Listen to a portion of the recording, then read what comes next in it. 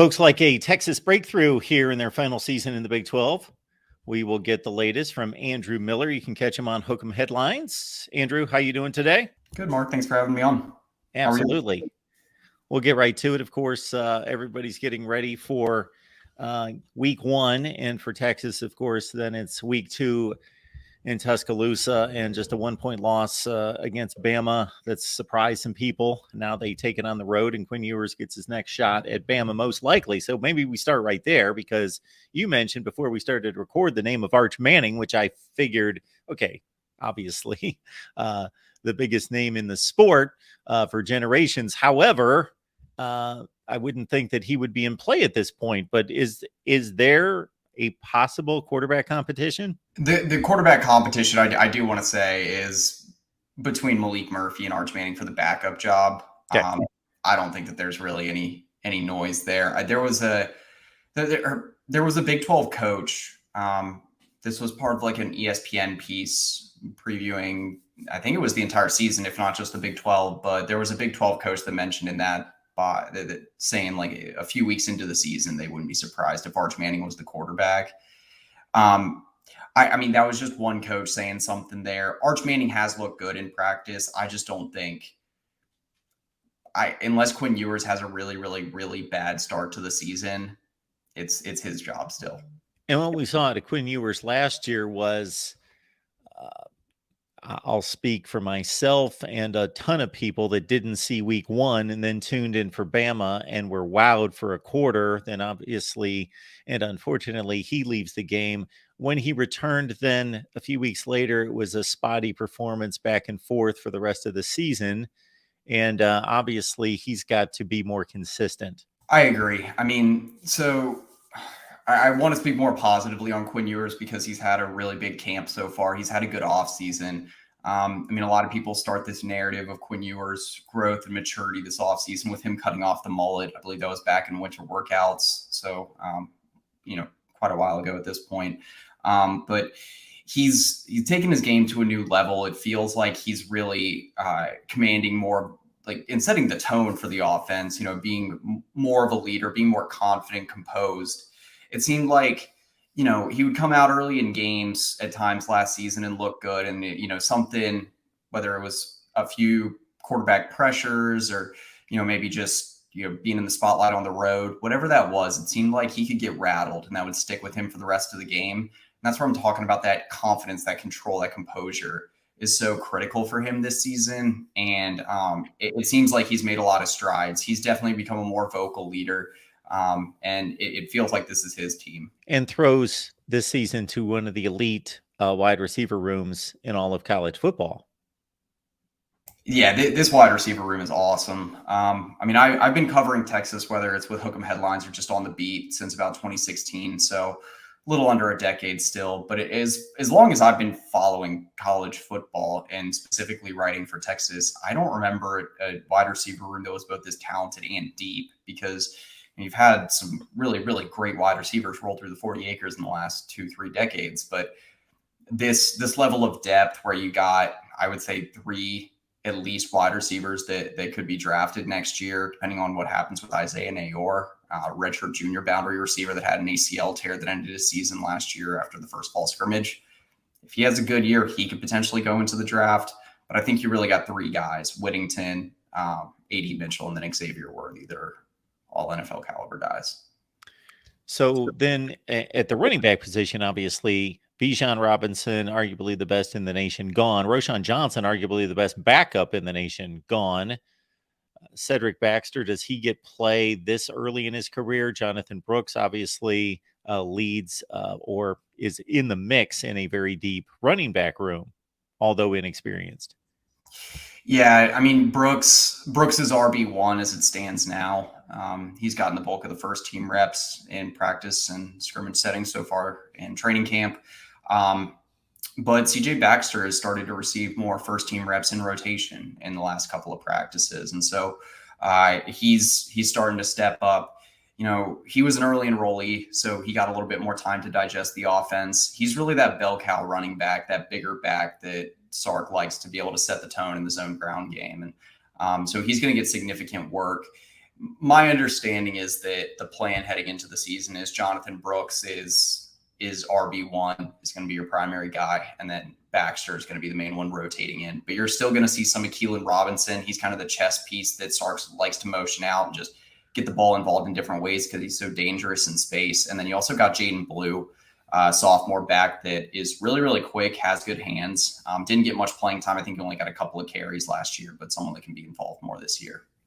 So, Andrew, as you know better than I do, during much of this down period for Texas football that you can take all the way back to 2009, it's been an offensive line issue, probably more than any other unit on either side of the ball, but a much better offensive line situation last year. Much of that had to do with stability.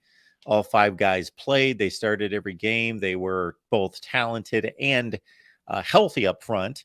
And so how does that project toward this season? Yeah, so even though Texas has all 5 returning starters along the line, I do think you're going to see a little bit of movement along the interior offensive line. DJ Campbell specifically has been getting the starting reps at right guard in place of Cole Hudson. I think for Hudson, he's going to be looked at as more of like a utility piece that can really play any position along the interior offensive line. He's been taking reps at center and both, I think, potentially both guard spots, but the other 4 positions, I think you're going to have the same starters as last year. You got 2 really solid tackles in Kelvin Banks and Christian Jones. I would argue the best offensive tackle duo in the Big 12, if not one of the best in the entire country. Banks is just awesome. He was freshman All-American. I think he's candidate to be an AP All-American this fall. Hayden Connor, stout at left guard. I think Campbell's going to take a big step forward at right guard this fall. He's #1 rated interior offensive lineman recruit in the nation in the 2022 class. And then Jake Majors at center. He's received some flack, but he's gotten a little bit bigger, and no one's unseated him yet for the starting center position. I think most of the questions are surrounding him heading into fall camp, but right now he is the starting center. Folks, you might as well get a jump on Texas's move to the SEC. We've launched a new SEC channel, so check it out. The link's in the description down below. And of course, get on over to Hook'em Headlines and check out Andrew's work. Follow Andrew and also give us a like right here for this segment. If you enjoyed the content, you might as well give us a like. It's an easy thing to do. Subscribe here at the Voice of College Football. This defense and pretty much the Texas narrative, not just the defense, but the offense plays a hand in this, has probably, unfortunately, been known for the last couple seasons in blowing leads in the second half. So Pete Kwiatkowski has some work to do in regards to playing a complete football game. Kind of take us through the defense and those guys that we can count on seeing week to week. Yeah, I mean, I think it all starts up front for Texas. And I will say, I think the defense improved quite a bit year over year last year. I think they took a lot of steps in the right direction. But I think there's still a little bit more improvement to be seen, especially in the pass defense. But, up front, I think that was Texas's most improved position group last year was the interior defensive line. You had guys like DeAndre Coburn, Moro Ojimo, Devontae Sweat, all that were some of the best, most efficient defensive linemen in the Big 12. 2 of those key guys, Sweat and Byron Murphy, are back this year. And then you also have a guy like Alfred Collins, a senior that's just incredibly talented, former 5-star recruit. Sounds like he's been finally putting it all together in practice. He's shown flashes here and there of becoming like a really, really solid interior D lineman, but never put it together on a consistent basis. But it seems like he's starting to show it more consistently. He could be a kind of key 3rd guy in that interior defensive line rotation. You got Trill Carter, all Big Ten honorable mention transfer from Minnesota, coming in. Will take some reps at nose, probably 2nd or 3rd team. And then Vernon Broughton. So you got some experience up front. Linebacker is going to be really solid. Jalen Ford, preseason Big 12 Defensive Player of the Year. I think the deserved Big 12 Defensive Player of the Year from last year. Just a really, really solid middle linebacker. Anthony Hill is going to be a really impactful freshman, I believe, for Texas, kind of be like maybe a weak side linebacker, hybrid edge rusher that Texas uses pretty often this year. PK, I think, is going to use him in a way that, DeMarvion Overshown was kind of used last year, try to drum up more pass rush, get to the passer more often. And the secondary, I think, is the spot that could be the most improved just because there's so much talent back there. Ryan Watts comes back, really standout boundary corner. Opposite him, it's going to be either Malik Muhammad, a really, really solid true freshman, Gavin Holmes, and probably the favorite to take that job is going to be sophomore Terrence Brooks. He took some of the starting reps down the stretch last season. And then at the back end, you got Jalen Catalon. You were mentioning SEC earlier, someone that a lot of SEC fans are going to be familiar with. He could be one of the best safeties in the country if he stays healthy this year. That's the big if, though. Can he stay healthy? Sounds like he's been on a pitch count a little bit lately in camp. I will say that the coaching staff just wants to make sure that he's fully healthy heading into the season. And then Jaron Thompson, senior safety, really, really solid quarterback at the back end of the defense. And then Jahdae Barron, just a really underrated nickelback. He led the nation actually among defensive backs and defensive stops last season. Didn't even get all Big 12 honors. I think he's a guy to watch. Could be a potential early round NFL draft pick next season. Really solid at the nickel position. Andrew, we hear it on a daily basis. You probably hear it as well, and maybe even more so. I think that there's a group of elite programs. I'm not going to call them elite teams necessarily because Texas and Notre Dame have not been that, but you throw in Alabama, Ohio State, those might be the four most hated programs in college football off the top of my head.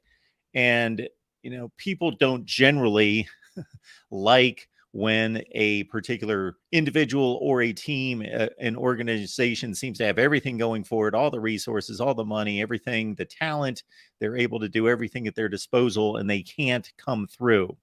So, of course, this has been Texas's plight and what they have yet to deliver for 15 years.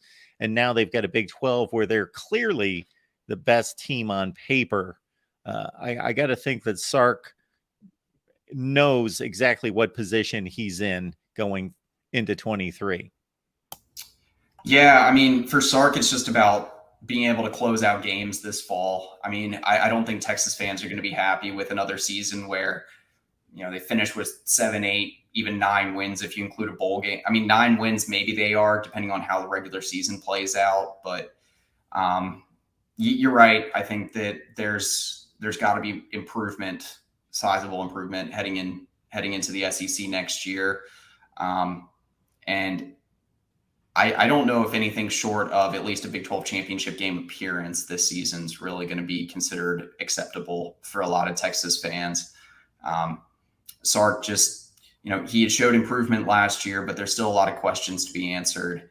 And if there's a year to get it done where you can win a conference without having too many, I think, elite challengers. All right, Andrew, we appreciate you being here. There will be plenty of time, of course, to go through the season, and I can anticipate Texas is going to be in the race all the way to the end, and then look forward to the SEC, of course. Andrew Miller, Hook'em Headlines, please join him right there, covering Texas football on a regular basis. Andrew, we appreciate you being here. Thank you, Mark. Okay.